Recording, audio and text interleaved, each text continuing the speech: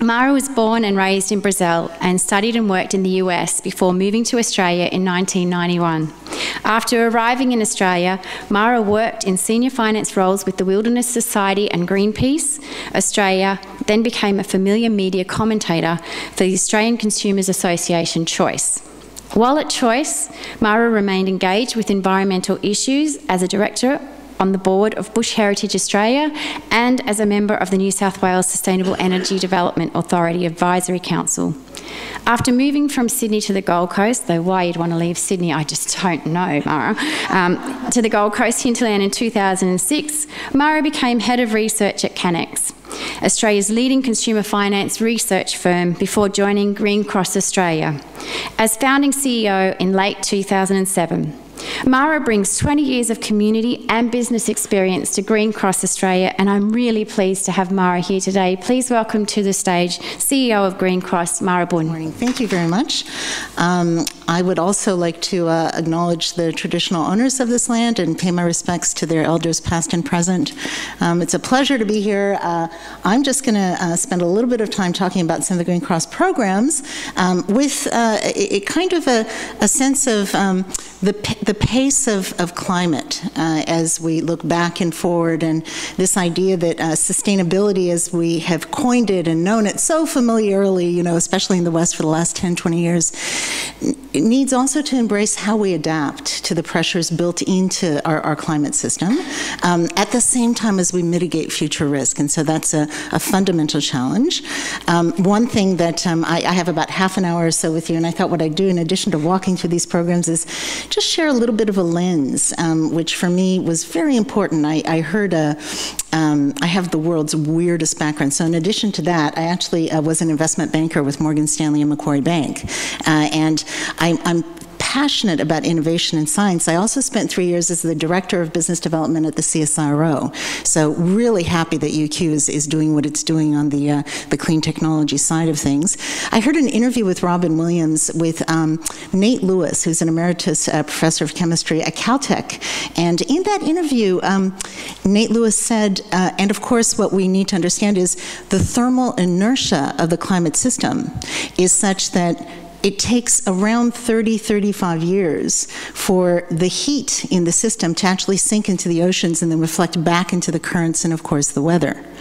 And so I just sat there and thought, wow, 35 years. So to the extent that there is this debate about whether what we're experiencing now is just, you know, ongoing cycles and back to where it was years ago, or it is part of a trend which is creating something more intense, if not more frequent, that reflects the concentration of CO2 equivalents in the atmosphere 35 years ago, when there were around 3 billion or so, 3.4 billion people on the planet.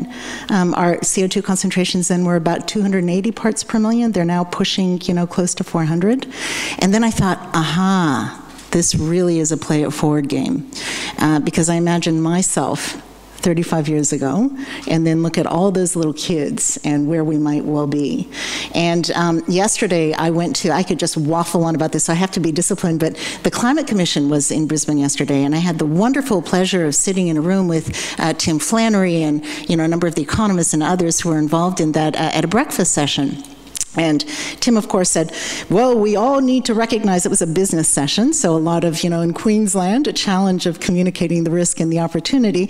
And he said, we all need to understand that the world has great political conviction. They've all agreed that we're going to hold down temperatures by 2 degrees.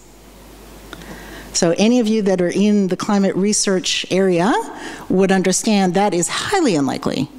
And if you look at what the International Energy Agency is tracking, I mean, it could be beyond 3.5 degrees in terms of existing trends that are quite real. So for me, the challenge is how do we mobilize a kind of human understanding and connectedness and, you know, become aware from youth right through to our actual exposure of the need to both mitigate and adapt. And that is what Green Cross is all about. So, let me share with you, first of all, what we do. We are not an advocacy group, so we don't take our role as being, you know, calling on governments to do anything. In fact, in many ways, ironically, we'd like governments to step back a little bit and give space for communities to self-organize and step up in light of some of these adaptive challenges. Rather, what we do is we produce beautiful digital journeys that empower people with really, really good information and tools to take actions that advance our mission, which is about both security and human safety and sustainability. And that's quite deliberate. We're digital by design. We were born in Australia 2007, 2008 was our first year of operation. Clem Campbell was in our very first founding. He was our initial chair, and Clem is still a director on the Green Cross board. So, you know, why would you do anything but peer-to-peer digital comms in this age, given that there's plenty of other wonderful environment groups that are doing all kinds of other activities, including advocacy. So I'll give you a tour of the things that we do, and it's hard to figure out kind of the order, but we are very passionate, coming back to that capacity building, about education. So I'll start with young people. We have a program called the Green Lane Diary, and Delwyn is a passionate supporter. Her little girl has been in this, and she comes to our awards ceremony, so you know she knows this from the heart. This is a 10-week curriculum-aligned environmental education program that encourages kids to learn about the challenges and the issues on the environment. It comes in a print booklet that's 50 pages long and full of cartoons, and it has a little scrapbook that you write daily entries into, so good for numeracy, good for literacy, but fantastic for just awareness building. But it also has this wonderful kind of online version of that. So, you know, we talk, this is an example on power and how we talk about energy and the environment, and it has lots of cartoons, and it's got links and facts and profiles, little kids that are doing wonderful things, very optimistic and informative. It's also very interactive, so we ask kids to tell us what they're doing every week over a 10-week term, and we have a really fun map this time where we're doing a storytelling thing where kids basically upload in print, video, or text little examples of what they're doing. And so if you go onto this map in Brisbane, for example, there's 72 stories. This is the recycling team at Sunnybank. And the leader of the team has told us what, you know, she is doing to explore rubbish in the bin and all that kind of stuff. So there's millions of little videos and examples, super, super cute. We also did, and I want to acknowledge Ari Talon, who's going to talk after me and worked on some of these programs with us this year, and that was terrific. This year we did a clean energy video competition, which was a partnership with CSIRO Education and the Clean Energy Council to encourage kids to, first of all, you know, understand the challenge, but be inspired by the new generation of technology. One thing that I learned at CSIRO, which will forever make me optimistic, is the speed of the curve on discovery. You know, it's exponential, it's not linear. And it's happening across disciplines of science. And I don't know if anyone else went to the Steve Wozniak lunch last week, the co-founder of Apple, but talk about, in his life embodied how much change has happened by the chip, you know, going from this to this. And imagine what will happen with battery storage, all kinds of different technologies. So this is a place where, to give you a feeling for our websites, you can learn about, in great depth, what is happening, what is exciting, get inspired, get motivated. And then the call to action in this case was to produce a little video. And I just want to take 2 minutes to show you our winning video, because seriously, I think I've cried 100 times watching this. It's only 2 minutes. Are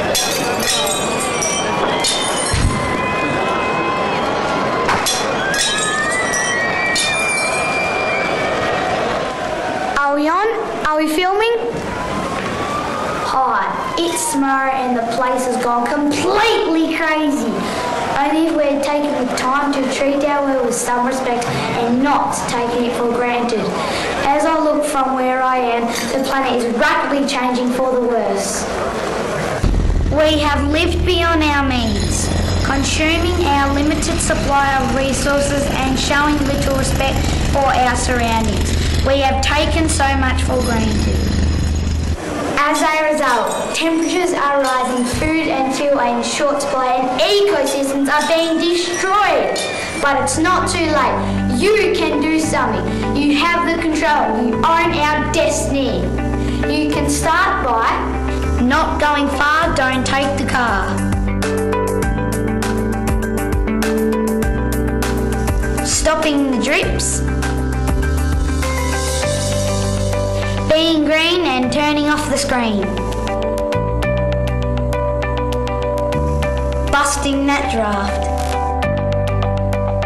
And also get excited about public demand over renewable resources are growing.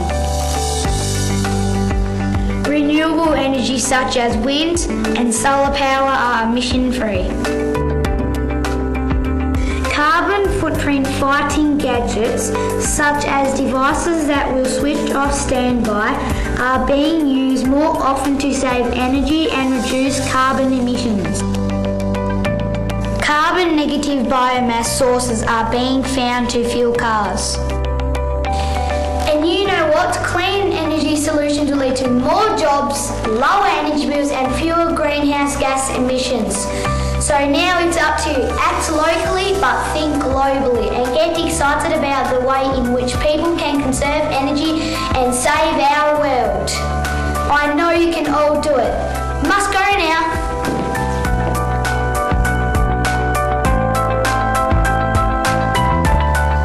How's that, eh?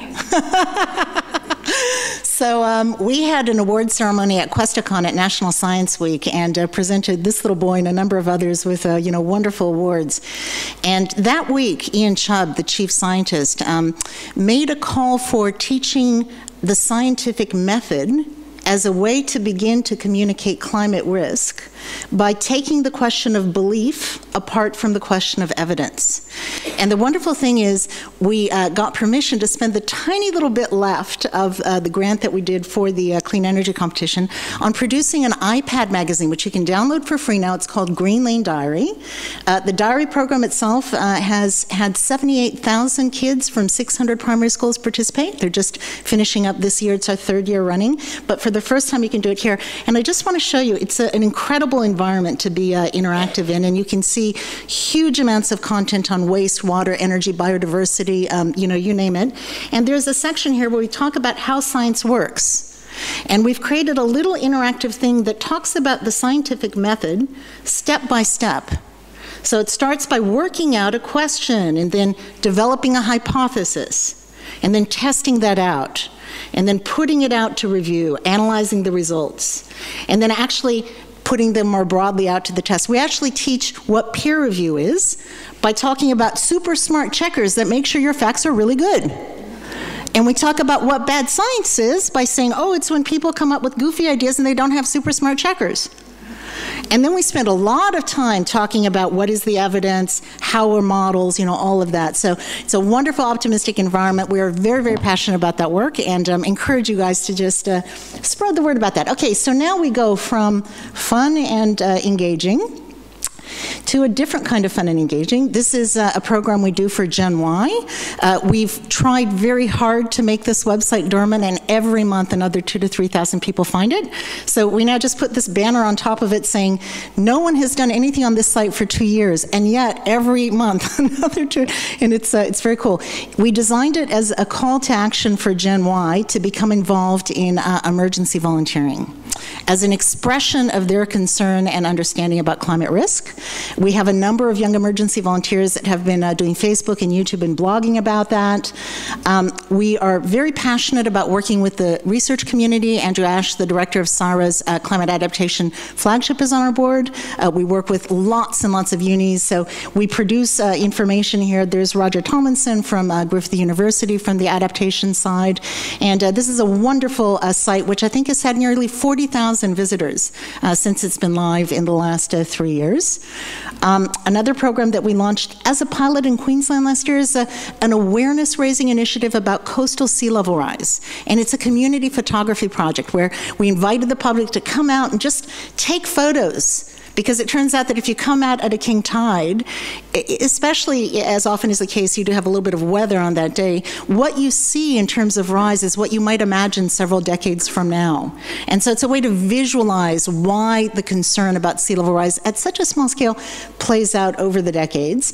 And the beautiful thing about this kind of work is, first of all, working with John Church from CSIRO and a number of wonderful volunteers that we have at NASA, we've produced videos that are very, very clear about about the science and the trends, but not in a dogmatic, preachy way. We just offer it there. The main thing is to come out and take photos and be a part of it. And what you can do by working in this fashion is you can crowdsource your actual activity, which in this case was 1,600 uploaded photos right around Queensland into the Torres Strait, people we'd never met. So at this stage, Green Cross had 3 staff. So you can do amazing things by working in a digital model. And each one, a lot of land care groups came out, you know, right up and down the coast and talked about why they did what they did and, you know, what the photos were and so forth. So another cool project. Let's go back. Yeah, this is where it's going to get funny, isn't it? I am a Mac user. Yes, okay, great. I think we're going to be okay because I still can use a keyboard. Yay. So the last 2 sites get a little bit more serious. Our colleague from the U.S. was talking about the bushfires. He's from Colorado, and you know the conditions of heat, dry and wet, and wind. And we really appreciate that risk. After Black Saturday, we came together with a number of community organizations, the Green Building Council of Australia, CSIRO, and many others, and we created this portal called Build It Back Green, which is for the communities impacted by Black Saturday. 2,000 homes were destroyed. And this has a wonderful combination of what we call bushfire eco-resilience. So the message is about self-reliance and how you actually survive in a bushfire if you choose to live in that peri-urban setting, as millions of Australians do, and Americans and Greeks and, you know, all over the world. And in addition to having some beautiful case studies and stories about, you know, unbelievable homes that have been rebuilt, the key intellectual property is our Green Building Guide, which is an interactive tool that looks at a bushfire resilient home through all these different angles. Each one of these bubbles is a particular thing. So this is every building material that is legally allowed with the codes in Victoria. And we've worked with the Alternative Technology Association to create for each of these technologies, and in this case materials, a little bit of an overview so people can come at it, and then an actual supplier guide. We have around 500 suppliers. So this program won a really wonderful award, and we've now had about 30,000 people using the site. We know they're using it in Perth because we've been contacted by the councils there after the Perth bushfires. This is going to be a bad bushfire season. We've seen what happened in the US. We are waiting for it to play out in Australia, and we really hope this resource can be made even more available to other parts of Australia as it grows. And then finally, the biggest site that we have ever built is really subtle.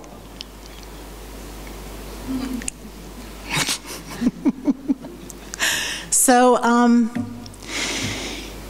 we live in really funny times. You know, on the one hand, we have this constant message that government is there, they elect themselves to take care of us, don't you worry about that, we have SES and police, and there's messages that, you know, someone will be there.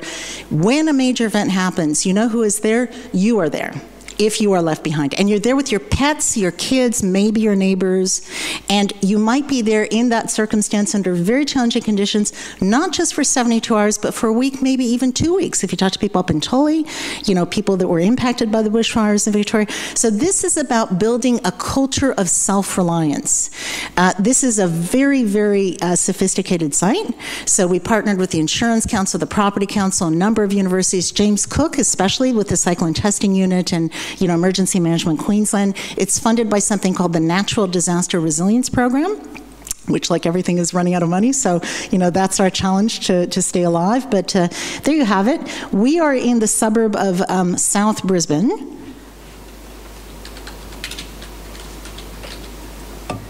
And you can search for 3,200 Brisbane, Queensland suburbs. We very much would like to scale the site nationally, but you know, it's always a question of getting the funding for it.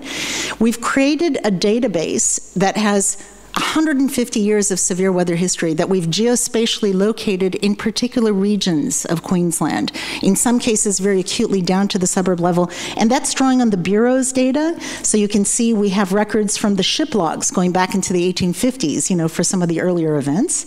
And, you know, that does go back and back and back and back. There's about 3,500 events for all of Queensland. And each of the pink ones has a case study. So this, obviously, the Brisbane floods were quite significant. We draw here on the resources of the bureaus, the university networks, the emergency agencies, photos, maps of impacts. There's a lot of information there. But I think the important thing is to know how to navigate without a Mac. Now, the important thing is, in addition to providing that history of weather, we offer a pictorial overview of the trend line to give people a sense that, yes, it is the case. Many people skeptical about human-induced climate change point out that these things have happened before, and of course they have, and they will continue to. It's just that they happen against the backdrop of a very, very different population curve. In this case, we don't have a population for South Brisbane because it's just been recut, but for other parts of Queensland, we show what that trend line is for Brisbane, Townsville, the Gold Coast, and so forth. And then we show a disaggregation of the actual rainfall and temperature data for this particular part of Queensland. So we can begin to have that conversation about what is variability and what is uncertainty. Why are the models uncertain about the directions that they trend in? And then we partner with every agency that has relevant content for this suburb, including the State Library of Queensland. So these photos are what happened at Stanley Street in 1887, for example. You can find the history of what's happened in this part of Brisbane, and it's quite extraordinary. So that is the HardNap website. The call to action on this site actually is to prepare what we call a personal resilience plan. And this is built into a Facebook application where you tell us a little bit about yourself. Do you have family, kids, pets? Do you have a single or double-story house? Is it bushfire or cyclone? And we will serve you up a little house with all kinds of bubbles that say, these are the things you should do. And all we're doing is taking the same information that the Royal Fire Service and the SCS and EMQ send us in our boxes, and we bin it, or recycle it, because it's like, oh gosh, here it is again. We're creating something interactive. How do we know that it works? Because we log the involvement of users of that plan. And so far, more than 6,000 Queenslanders have actually begun a personal resilience plan, and we know exactly where they are. And if you drill down, you can see the suburb level. And collectively, since this site was launched in October last year, and I will have to scroll, there we go. In Queensland, 14,342 discrete actions to get prepared for the next major event have been taken. So that to us is the fundamental measure of impact as this grows. And there is a huge amount on climate science. And interestingly, people do engage with this, but the site really is, kind of an interesting adaptive one that builds the picture of climate change as a motivation for that. So that is the final. In closing, because I know I'm already out of time, I apologize. Last comment. Something very practical for your sector that I'd like to encourage you to think about. So we have been rightly very, very focused on mitigation now for some time here in Australia and right around the world. We need to now combine that vigor and commitment with adaptation, and we need to begin to share our learnings in ways that are much more intelligent. So one project that Green Cross has done is partner with the City of Melbourne, who did an adaptation risk management study for inner Melbourne, and they identified 4 risks, all related to severe weather. Heat wave, storm surge and sea level rise, floods, severe storms. And we worked with Melbourne to pull together a group of 40 stakeholders that include business, government, community, anybody that has a role in managing risks in inner Melbourne. And we're now meeting on a quarterly basis for a half-day roundtable where we get a collective update on each of the 4 big risks through the research community, through the University of Melbourne. And then we have a practical discussion about who's doing what with their facilities, with their transport programs, with their communications. If the university sector got together in an adaptive network to begin to understand the assets that you manage are subject to severe heat increases that are very, very real and meaningful. You talk to people who lived through Black Saturday, more people died from the heat wave in Melbourne and Adelaide than did in the bushfires. The rivets were popping, the elevators stopped working, the tarmac was rolling on the trucks. If you believe those models that are informing the IPCC, the number of days at those conditions is likely to double in the not too distant future, certainly beyond the life of that actual infrastructure. So I'll just leave that message with you at a practical level. Please come together, because this is a really important agenda. Thank you very much.